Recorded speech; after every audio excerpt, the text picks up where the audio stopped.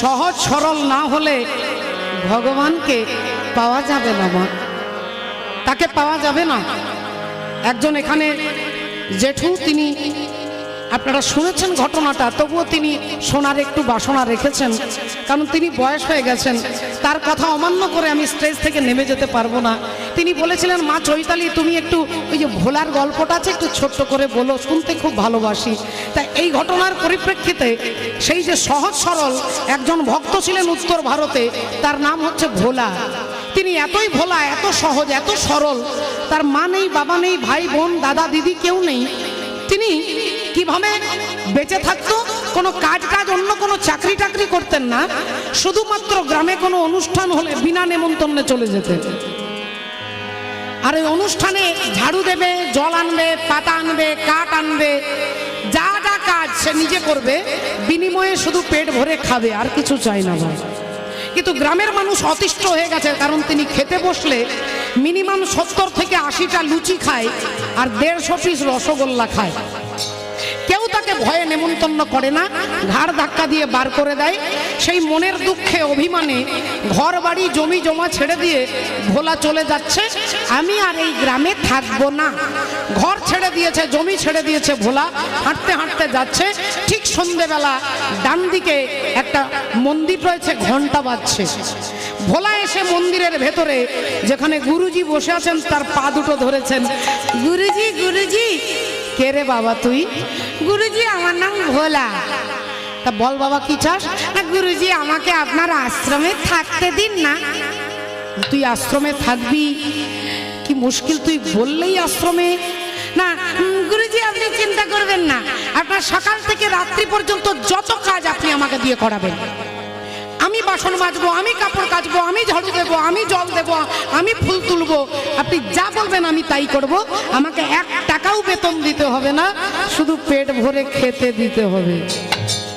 গুরুজি বললেন, চল বেটা ঠিক আছে, ঠিক আছে, তুই যত খাবি আমি তোকে নিজের হাতে খেতে দেবো, আর তুই যত কাজ করতে পারিস আনন্দ মনে করবি। বেশ। পরের দিন সকাল থেকে ভোলা কাজে লেগে পড়লেন, আর গুরুজিও তাকে আসন পেতে নিজের হাতে খেতে দেয়। পেট ভরে যত খাবি, যত লুচি মিষ্টি পরমান্ন ভোলা পেট ভরে খায় আর আনন্দে কাজ করে।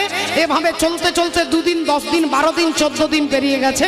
আজকে নির্জলা একাদশী, আগামীকাল যেমন একাদশী, তার নির্জলা একাদশী।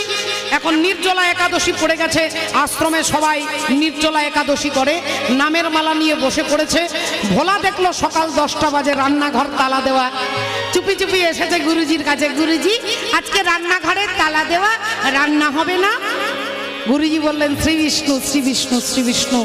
ওরে বাবা, আজকে তুই জানিস না আজকে কি? আজকে নির্জলা একাদশী।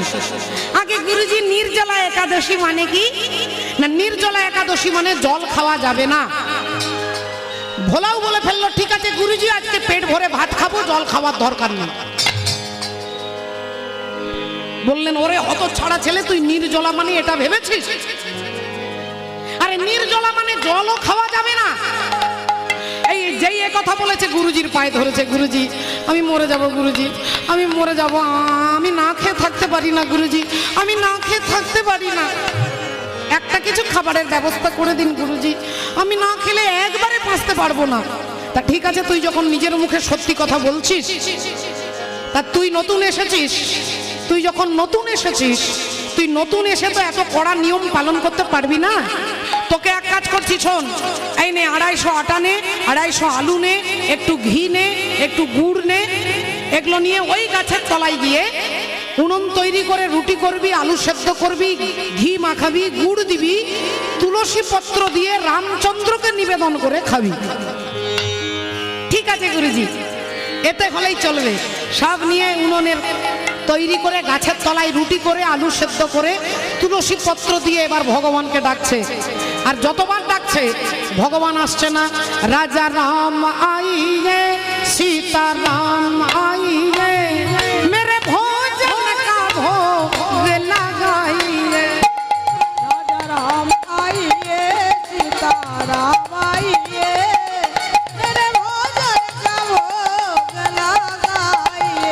রাজা রাম আইয়ে, সীতা রাম আইয়ে, মেরে ভোজন কা ভোগ লাগাইয়ে।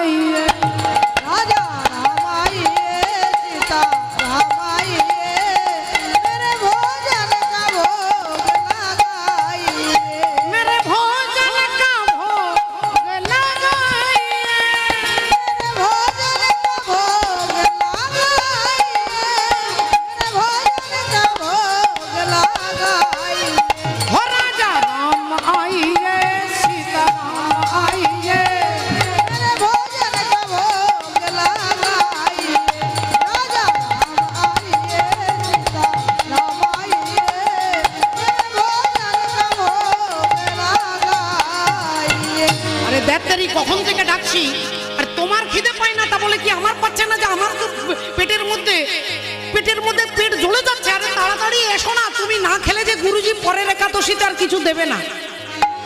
এই বারবার ডাকছে। আর সহজ সরল ভক্ত যখন ডাকে, ভগবান চিন্তা করে না যে উনি কতগুলো মন্ত্র ঠিক বলেছে, উনি গীতা জানে কিনা, ভাগবত জানে কিনা, এটা ভগবান দেখে না। ভগবান দেখে আপনার স্বচ্ছ পরিষ্কার হৃদয়, আপনার মন। 40 মিনিট পরে ডাকার পরে ভগবান রামচন্দ্র সীতা দেবীকে নিয়ে চলে এসেছে। আর যে এসে দাঁড়িয়েছে, ভোলা বলল, কি ব্যাপার, তোমাকে একা ডাকলাম, তুমি তোমার বউকে এনেছো কেন? তো তোমাকে একা ডেকেছি, তুমি আবার তোমার সঙ্গে স্ত্রীকে নিয়ে এসেছো, দেখতেই ভালো লাগে না। আবার কিছুক্ষণ পরে বলে, এই কিছু মনে করো না, তুমি কিছু মনে করো না গো, তুমি কি সুন্দর দেখতে।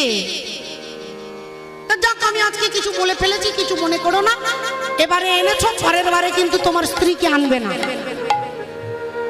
এবার আর 3 জনে মিলে ভাগ করে সেবা করেছে, হাত ধুয়ে দিয়েছে, ভগবান চলে গেছে। ভোলা বলছে, পরের একাদশীতে তাড়াতাড়ি এসো। আবার চলে গেছে। দেখতে দেখতে আবার 14 দিন পরে আবার একাদশী, আবার গুরুজির কাছে গেছে। গুরুজি, ও গুরুজি, আজকেও তো একাদশী। হ্যাঁ হ্যাঁ, তা কি হয়েছে? না, বলছি ওই আটা আলু দেবেন যে। না, কত দেবো? না, বেশি কিছু দিলে হবে না, 3.5 কেজি দিলেই চলবে। আরে তোকে আগের বারে 250 দিলাম, এর মধ্যে এক ধাক্কায় 3.5 কেজি বেড়ে গেল। গুরুজি, কুলোচ্ছে না তো, হচ্ছে না তো। তাড়াতাড়ি যা, তোর সঙ্গে আর বকতে পারবো না, যা নিয়ে যা।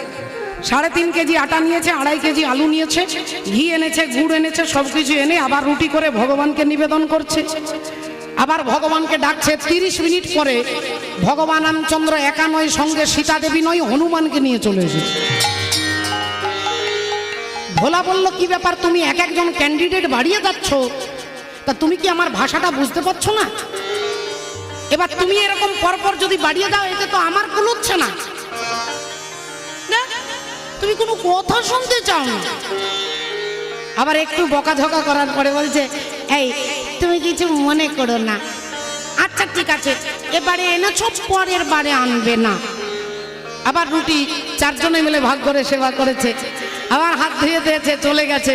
আবার ভোলা চলে এসেছে। দেখতে দেখতে আবার পরের একাদশী, গুরুজির কাছে দাঁড়িয়েছে, একটা হাতের নখের সঙ্গে আরেকটা নখকে ঘষছে। গুরুজি, ও গুরুজি। হ্যাঁ, বুঝতে পেরেছি। না, একাদশী না, তুই আর একাদশী বলিস না, তুই আটাদশী বল। কত লাগবে? বেশি লাগবে না গুরুজি, 7.5 কেজি দিলেই হবে। 3.5 কেজি থেকে 7.5 কেজি? গুরুজি, কুলোচ্ছে না তো, হচ্ছে না তো। সর্বনাশ, তোকে নিয়ে। আচ্ছা আচ্ছা, এই একে কে আছে, 7.5 কেজি আটা দিয়ে দে, 4.5 কেজি আলু দিয়ে দে। এনে আবার রুটি করেছে, আবার সবকিছু করে ভগবানকে ডাকছে। রাজা রাম আইরে, সীতা রাম আইরে, মেরে ভোজন কা ভোগ লাগাই। রাজা রাম আইয়ে, সীতা রাম আইয়ে, মেরে ভোজন কা ভোগ লাগাই। রাজা রাম আইয়ে, সীতা রাম আইয়ে, মেরে ভোজন কা ভোগ লাগাই। এবার যেই বলেছে, কিছুক্ষণ পরে ভগবান রামচন্দ্র, সীতা দেবী, হনুমান, ভরত, লক্ষণ সবাইকে নিয়ে চলে এসেছে। ভোলা বললেন, আজকে আমিও কিছু বলবো না। তুমি কি ভেবেছো আমি খুব বোকা না? আজ আমি কিচ্ছু বলবো না, পরের একাদশীতে তোমাকে মজা দেখাবো। আজকে কিছু বলেনি, চুপ করে আছে, যে যার ভাগ করে সেবা করে চলে গেছে। পরের একাদশী আবার গুরুজির কাছে দাঁড়িয়েছে, পায়ের বুড়ো আঙুল দিয়ে মাটিতে ঘষছে। গুরুজি, ও গুরুজি। গুরুজি বললো, বল কি হয়েছে? না গুরুজি, ওই একাদশী আটা দিতে হবে। না, কত দিতে হবে? না, 11 কেজি দিলেই চলবে। গুরুজি বললেন, তোর পেট না চৌবাচ্চা রে, 11 কেজির আটার না গুরুজি কুলোচ্ছে না। গুরুজি ভাবলো দেখি একা খাই না, গ্রামের সবাইকে ডেকে খাই, আমি নিজে দেখতে যাব। তা যা নিয়ে যা, 7.5 কেজি আলু নিয়েছে, 11 কেজি আটা নিয়ে গুড় এনে ঘি এনে সব রুটি করে আলু সেদ্ধ করে ঘি মাখিয়ে ভগবানকে ডাকছে। আর অমনি ভগবান রামচন্দ্র কিচ্ছু বলেননি, সীতা দেবী, ভরত, লক্ষ্মণ, শত্রুঘ্ন, হনুমান সবাই টোটাল ফ্যামিলি নিয়ে উপস্থিত। আর ভগবান যখন ঘিরে দাঁড়িয়েছেন, ভোলা অমনি দেখেছেন। ভগবান বলল, সে কি ভোলা, আজকে তুমি রুটি করনি, আলু সেদ্ধ করনি, সবই তো কাঁচা কাঁচা পড়ে আছে, আটা পড়ে আছে, আলু পড়ে আছে। ভোলা বললেন, না, আগে আমি দেখে নিলাম কজন ক্যান্ডিডেট এসেছো, সেই সাইজের রুটি হবে, চিন্তা নেই। তুমি কি ভেবেছো আমি খুব বোকা, আর রুটি কি আমি করবো আর তোমরা খাবে না? আমি এত আটা রুটি করতে পারবো না, এত রুটি আমি করতে পারবো না। ভগবান রামচন্দ্র বললেন, ভোলা, তোমাকে আজকে রুটি করতে হবে না, তোমাকে আজকে করতে হবে না। তুমি এক কাজ করো, তুমি বসে তুমি যে নাম ভালো লাগে তুমি সেই নাম জপ করো। তোমার গুরুজি যে নাম দিয়েছে তুমি নাম জপ করো। আজকে সীতা রুটি করবে, যাও শীতে তুমি রুটি করবে, যাও। এখন মা সীতা রুটি করছেন, ভোলা গাছের তলায় বসে নাম স্মরণ করছেন, গুরুদেবের দেওয়া নাম, গুরুদেব যে মন্ত্র দিয়েছে সেই মন্ত্র জপ করছেন। হরি বল, হরে কৃষ্ণ। ওমা, ভগবান তার নাম স্মরণ করছেন ভোলার। গুরুজি এদিকে 1 ঘন্টা পেরিয়ে গেছে, গুরুজি আসছে, দেখি বেটা কি করছে, 11 কেজি আটা নিয়ে গেছে। গুরুজি গাছের আড়াল থেকে দেখছে ভোলা চোখ বন্ধ করে নাম স্মরণ করছে, সীতারাম সীতারাম রাম सीताराम कहिए और जाहि विधि राखे राम ताहि विधि रहिए। सीताराम सीताराम सीताराम कहिए जाहि विधि राखे राम ताहि विधि रहिए।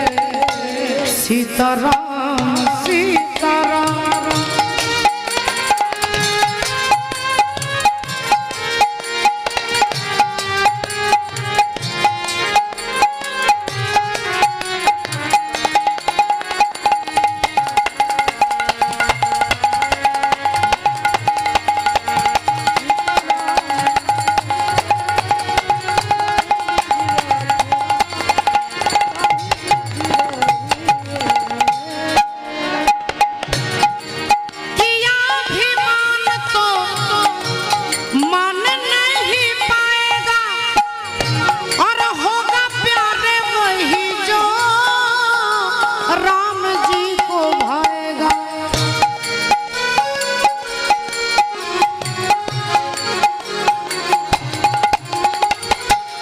যদি অহংকার করি আমি এটা করে দেবো, আমি ওটা করে দেবো, আমি একাটা দেবো, এটা দেবো, আসলে কিছুই হবে না যদি ভগবান না চাইবে।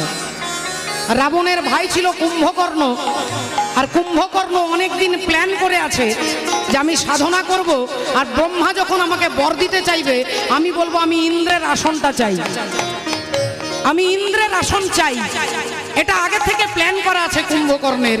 তিনি এমন সাধনা করলেন, সত্যি সত্যি ব্রহ্মা এলেন, বলো তুমি কি চাও। এবার কুম্ভকর্ণ বলতে যাবে আমি ইন্দ্রাসন চাই। এটা তিনি যেই বলতে যাবে ভগবান শ্রীহরি মা সরস্বতীকে পাঠিয়ে দিলেন, যাও তুমি ওর জিউ হাতে বসে যাও। তাহলে কুম্ভকর্ণের ইচ্ছে ছিল আমি ইন্দ্রাসন বলবো, কিন্তু ভগবানের ইচ্ছে নেই বলে মা সরস্বতী জিউ হাতে বসে গেলেন। তার জিভটা উল্টে বেরিয়ে গেল, আমি ইন্দ্রাসন নয়, আমি নিদ্রাসন চাই। নিদ্রাসন, ইন্দ্রাসন উচ্চারণ হলো না। তাহলে আপন ইচ্ছাই জীব কোটি বাঞ্ছা করে, কৃষ্ণ ইচ্ছা না হইলে বাঞ্ছা নাহি করি। এটাই মূল কথা বাবা। এই জন্য বলছে যদি অভিমান করি, যদি অহংকার করি তাহলে বুঝতে পারবো না। আমার যদি অহংকার থাকে আমি এটা করে দেখাবো, তাহলে কিন্তু বুঝতে পারবো না যে আপন ইচ্ছাই জীব কোটি বাঞ্ছা করে। কিন্তু যদি সব তার চরণে সঁপে দিই তাহলে বুঝতে পারবো যে আমার করার কিচ্ছু নেই। রাধে রাধে।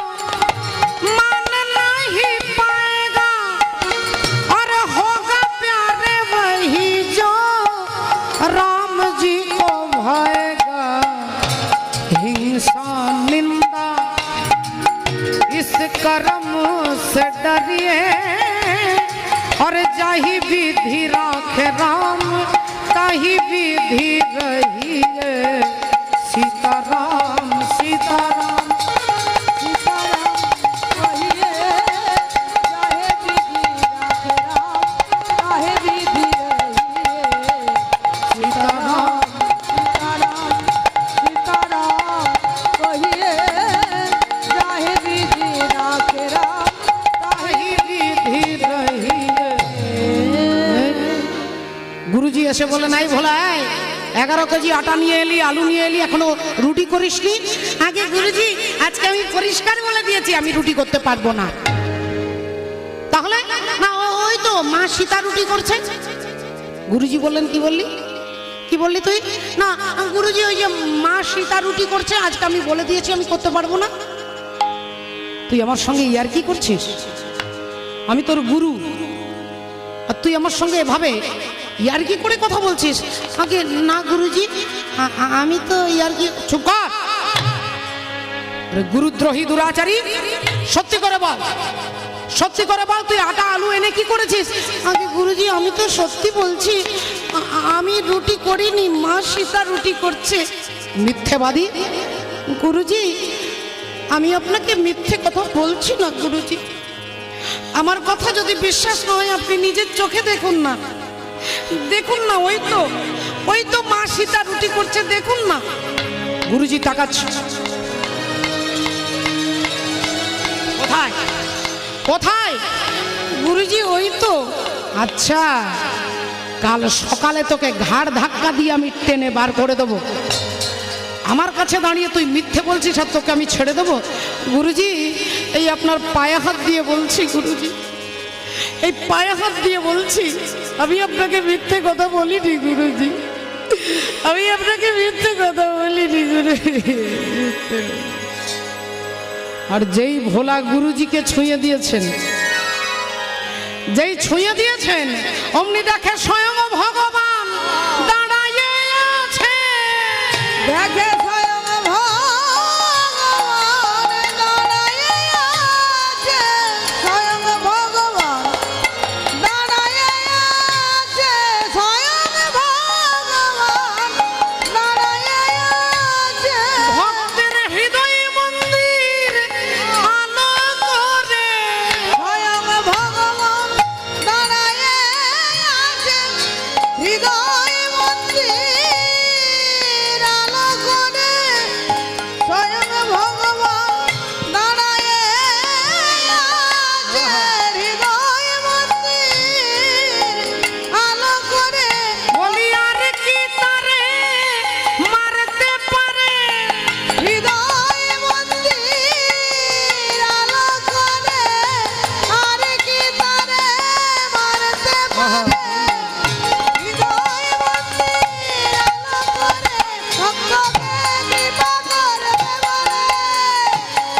আলো করে ভক্তকে কৃপা করবে বলে, হৃদয় মন্দির আলো করে।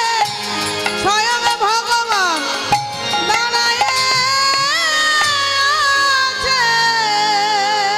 দেখুন মা ভোলা ছুঁয়ে দিল, গুরুজি পরমাত্মাকে দর্শন করলেন। এবার যদি কারোর মনে প্রশ্ন জাগে যে তাহলে আজকের কীর্তন শেষ করে দোকানে গিয়ে 11 কেজি আটা নিয়েই ঘরে ঢুকবো, কালকে একাদশী। এখানে আটাটা শিক্ষা নয় মা, এখানে শিক্ষা হচ্ছে উদারতা সরলতা। আপনি সেটাই করবেন যেটা আপনার গুরুদেব নির্দেশ করেছেন। গুরুজি যেটা নির্দেশ করেছেন সেটাই করবেন। চৈতালি চট্টরাজ কি বলল কিচ্ছু যায় আসে না, কারণ মহাজন যেন গতস্ব পন্থা। আপনার মহাজন হচ্ছে আপনার গুরু। গুরুদেব আপনাকে যা বলবে সেই বাক্য লঙ্ঘন করলে আপনি শত চেষ্টা করলেও সে জায়গায় পৌঁছানো যাবে না। তিনি সহজ, তিনি সরল, তিনি সত্যবাদী এবং তিনি নিরভিমানী। তিনি গুরুজির পায়ে ধরে বলছে আমি মরে যাব, তাই গুরুজি তাকে আটা দিয়েছে। তিনি এত বড় নির্লোভী যে তিনি ঘর বাড়ি জমি সম্পত্তি সব ছেড়ে দিয়ে এসেছে, তারপরে তার 11 কেজি আটা। এটা ভাববেন আমি সংসারে আছি, আমার মধ্যে কামনা বাসনা সব আছে, আর আমি ওই ভোলার কথা শুনে ওই রুটি খেতে শুরু করলাম, এটা কিন্তু শিক্ষা নয় মাগো। কিন্তু এটা সত্য ঘটনা, এটা কোনো গল্প আপনাদের কাছে তুলে ধরিনি। আপনারা শিবাজি মহারাজের নাম শুনেছেন ইতিহাসে, শিবাজি। তার গুরুদেব যিনি ছিলেন সেই গুরুদেবের শিষ্য হচ্ছে ভোলা। এর ডাক নাম হয়েছিল আড়াইয়া মহারাজ।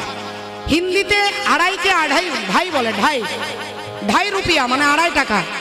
তাই উনি 2.5 কেজি আটার রুটি খেতেন বলে পরবর্তীকালে তার নামই হয়েছিল আড়াইয়া মহারাজ। তার নাম ছিল ভোলা। এটা কোনো গাল গল্প আপনাদের কাছে তুলে ধরিনি, কিন্তু মূল সত্যটাই হচ্ছে সত্য আর সরলতা। তাহলে যেখানে ভক্তের মান সেখানেই ভগবান আসে। যেই বলেছে যে তুই যদি তোর গোপালকে এনে সাক্ষী দেওয়াতে পারিস, তাহলে এনার 4 ভাই এবং তার বাবা তার মেয়েকে তোর সঙ্গে বিয়ে দেবে। বললেন তাহলে আপনারা এর প্রমাণ কি? একটা কাগজ এনে লিখে দিলেন যে গোপাল যদি সাক্ষী দেয় তাহলে আমরা আমাদের বোনকে তোর সঙ্গে বিয়ে দেবো বলেই হাসতে লাগলেন। কারণ এনারা জানে যে ভগবান এসে কি সাক্ষী দেবে নাকি, হ্যাঁ, এর মাথা খারাপ হয়েছে। ঠিক আছে, যা যা। মনের আনন্দে তিনি ছুটে যাচ্ছেন কোথায় না, তিনি যাচ্ছেন সেই বৃন্দাবনে। এত দূরের পথ যাচ্ছে বৃন্দাবন।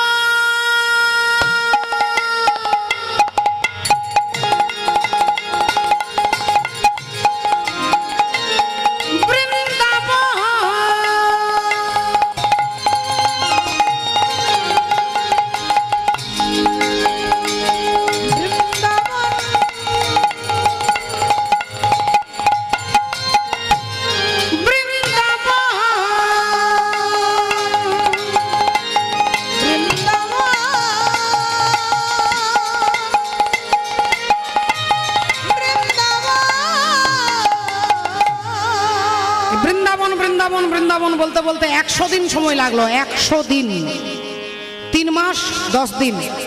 3 মাস 10 দিন পরে 100 দিন পরে এলেন বৃন্দাবনে। আর বৃন্দাবনে এসে গোপালজিউর চরণ দুখানা জড়িয়ে ধরে বলছে, ঠাকুর তুমি তো সবই জানো, ঠাকুর তুমি তো সবই জানো, তুমি বলো তোমার কাছে মাধব মিশ্র তিল তুলসী নিয়ে বললেন না যে তার মেয়েকে আমার সঙ্গে বিয়ে দেবে? আমার বিয়ে করাটা বড় কথা নয়, আমি বিয়ে সারা জীবন নাও করতে পারি, কিন্তু উনি নরকে যাবেন এটা আমি চাই না।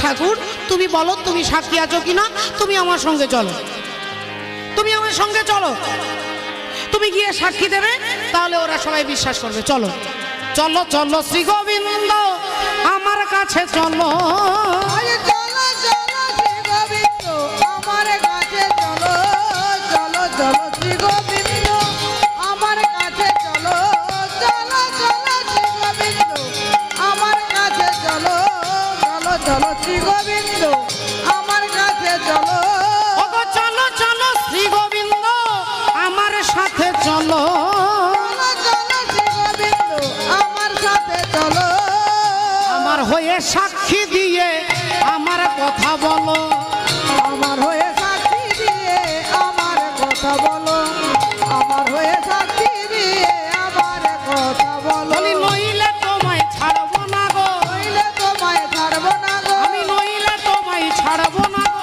নইলে তোমায় ছাড়বো না গো, আমায় তোমার সাক্ষী দেবে নইলে তোমায় ছাড়বো না গো, তোমার কাছে সাক্ষী পেয়ে নইলে তোমায় ছাড়বো না গো, আমার সঙ্গে চলে তুমি আমার কথা বলো বলো, আমার সঙ্গে তুমি আমার কথা বলো। আরে কি মুশকিল, তুমিও কি ওদের মতো বেঈমান হয়ে গেলে? তুমিও কি বেঈমান হয়ে গেলে? ওখানে বাবা ঠাকুরও বলছে আমার কিছু মনে পড়ছে না, আর তুমি এখানে চুপ করে দাঁড়িয়ে আছো। আরে কি মুশকিল, তুমি আমার সঙ্গে যাবে তো নাকি? তুমি যদি না যাও ওরা সবাই আমাকে মিথ্যেবাদী বলবে, জানো তো গোপাল, তারা বলবে আমি লোভী, তারা বলবে আমি কামি, কিন্তু আমি তো তার মেয়েকে বিয়ের জন্য বলিনি, একথা তো তুমি জানো। সে যাতে নরকে না যায় আমি তার জন্য তোমার কাছে এসেছি, তুমি আমার সঙ্গে চলো ঠাকুর, আমার সঙ্গে চলো, চলো আমার সঙ্গে চলো। হরি হরি বল। পায়ের মধ্যে মাথা ঠুকতে লাগলেন, মাথা ঠুকতে লাগলেন, চলো আমার সঙ্গে চলো, নইলে আমি তোমার পায়ে মাথা ঠুকে প্রাণ ত্যাগ করব, চলো। বারবার যখন মাথা ঠুকছে তখন প্রতিমার ভেতর থেকে ভগবান বলছে, কৃষ্ণ কহে বিপ্র তুমি যাহ সভবনে, যাহ সভবনে।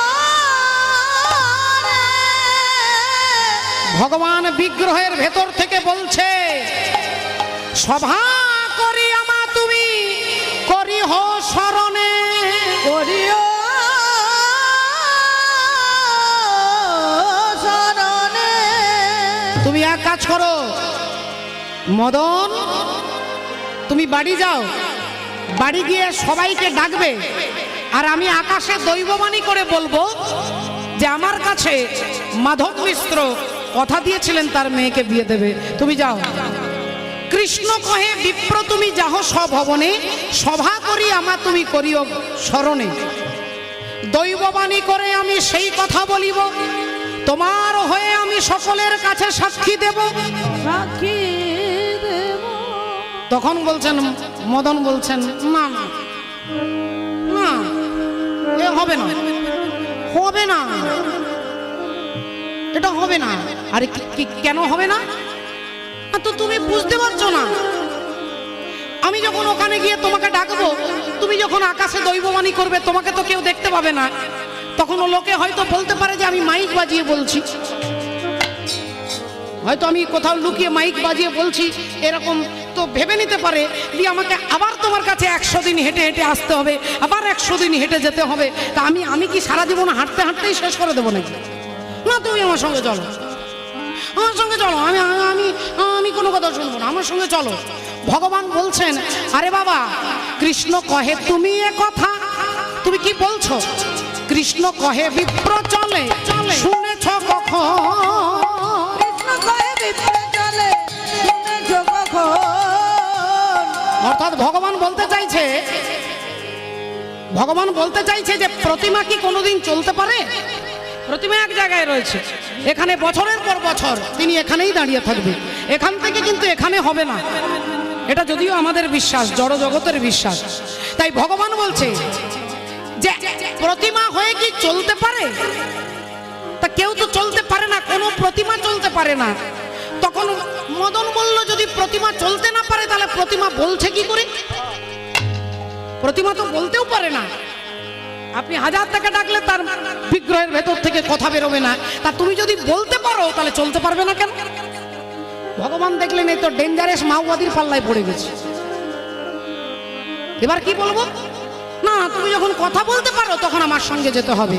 আর তুমি তো বিগ্রহ নও, তুমি তো বিগ্রহ হলে আলাদা কথা, বিগ্রহ নও তুমি ব্রজেন্দ্র নন্দন, বিগ্রহ নও তুমি ব্রজেন্দ্র নন্দন, বিগ্রহ নও তুমি ব্রজেন্দ্র নন্দন।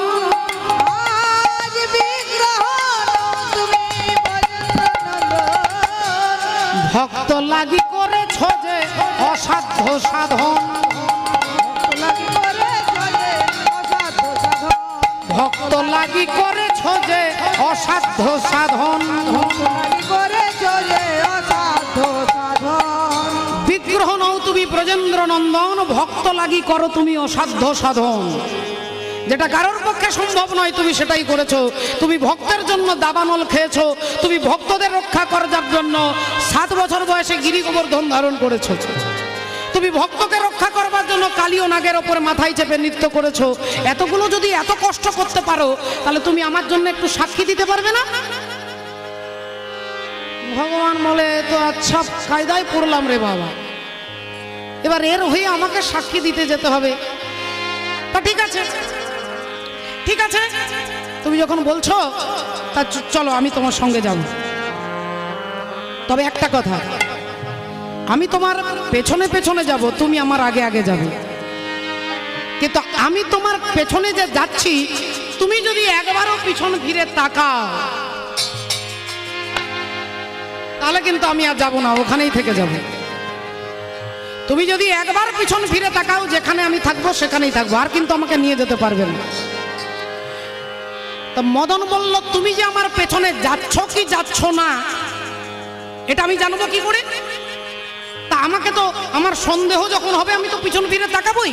আমি কি করে বুঝবো যে তুমি আমার পেছনে যাচ্ছ? বলে আমি যে তোমার পেছনে যাচ্ছি আমার নুপুরগুলো ঝুমঝুম করে বাজবে, আমার নুপুরগুলো ঝুমঝুম বাজবে, তখন তুমি বুঝবে আমি তোমার সঙ্গে যাচ্ছি। হ্যাঁ হ্যাঁ আচ্ছা হরি বল। তাই এ কথা যেই বলেছে মদন বলল ঠিক আছে ডাকো, ঠিক আছে তাহলে তুই আমার পেছনে পেছনে এসো। হরি বল। ভক্তের পেছনে ভগবান যাচ্ছে, ভগবানের পেছনে সারা জগৎ, আর ভগবান আজকে ভক্তের পেছনে যাচ্ছে। তাই নিয়ে যাচ্ছে 100 দিনের পথ, হাঁটতে হাঁটতে ভগবানের নুপুর ঝুমঝুম করে বাজছে। গুঞ্জন মঞ্জির পায়ে, গুঞ্জন মঞ্জির পায়ে, গুঞ্জন মঞ্জির পায়ে, গুঞ্জন মঞ্জির পায়ে। আস্তে ওমা নুপুর ঝুমঝুম করে বাচ্চা দেখুন সুন্দর করে আওয়াজ হচ্ছে। এই ঘটনার পরিপ্রেক্ষিতে এই গান রাধে। তা নুপুরটা ঝুমঝুম করে বাজছে, আর আগে আগে যাচ্ছেন ভক্ত, পেছনে যাচ্ছেন ভগবান। অঞ্জনী মঞ্জু লুকায়, গুঞ্জন মঞ্জির পায়ে, গুঞ্জন মঞ্জির পায়ে। বসন্ত বনে আজও একাকিনী রয়েছে প্রতীক্ষায়, গুঞ্জন মঞ্জির পায়ে।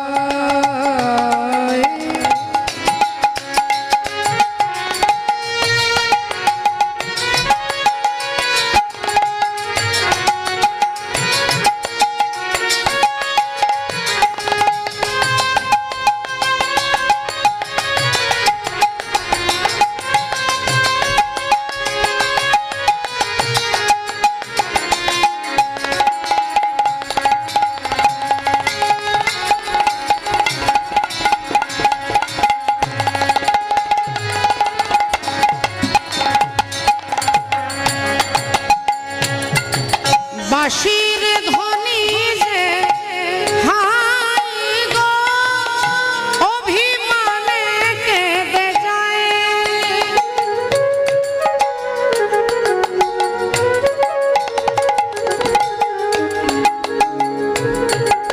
দাদা নিসা নিসা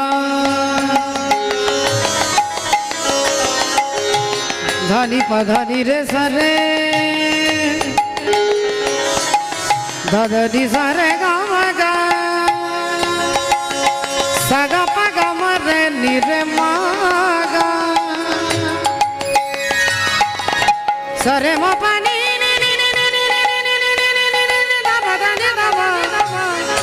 গাগা মা পানি পানি দাবা রে মনে দাবা গাগা রে ধানি পাদা সানি সা পানি রে মা পানি রে পা গাগা মারে